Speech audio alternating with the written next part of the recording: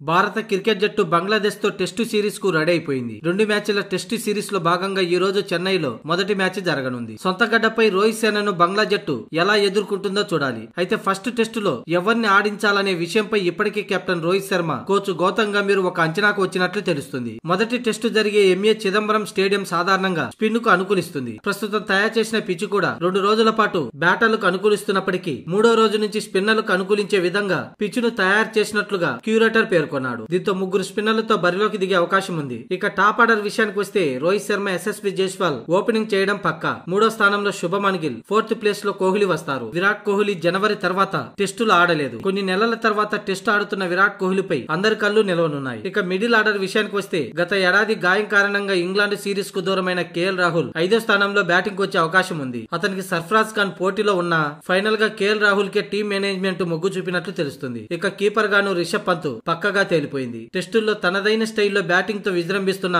రిషబ్ పంత్ బంగ్లాదేశ్ తో టెస్టులో key role పాత్ర పోషించే అవకాశం ఉంది. కార్ యాక్సిడెంట్ తర్వాత మొదటిసారి టెస్టు మ్యాచ్ ఆడబోతున్నాడు. ఇక స్పిన్నర్ల విషయానికి వస్తే రవీంద్ర జడేజా, రవిచంద్రన్ అశ్విన్, కుల్దీప్ యాదవ్ లు పక్కగా తేలిపోయింది. అటు బ్యాట్స్మెన్లుగా ఇటు బౌలర్లుగా అశ్విన్, జడేజా కీ రోల్ పాత్ర పోషించనున్నారు. ఇక ఫాస్ట్ బౌలర్లుగా జస్ప్రీత్ బుమ్రా, సిరాజులకు తుది జట్టులో ఖాయం. అయితే స్క్వాడ్ కి ఎంపికైన 3 కీలక ఆటగాళ్లకి తుది జట్టులో స్థానం దక్కడం లేదు. సర్ఫరాజ్ ఖాన్, ధ్రువ్ జురేల్, అక్షర్ పటేల్ వంటి 3 ఆటగాళ్లు బెంచ్ కే పరిమితం కానున్నారు. ఇక అంచనా ప్రకారం తుది జట్టు ఇది: రోహిత్ శర్మ, యశస్వి జైస్వాల్, శుభమన్ గిల్, విరాట్ కోహ్లీ, కేఎల్ రాహుల్, రిషబ్ పంత్, రవీంద్ర జడేజా, రవిచంద్రన్ అశ్విన్, కుల్దీప్ యాదవ్, జస్ప్రీత్ బుమ్రా, మహమ్మద్ సిరాజ్.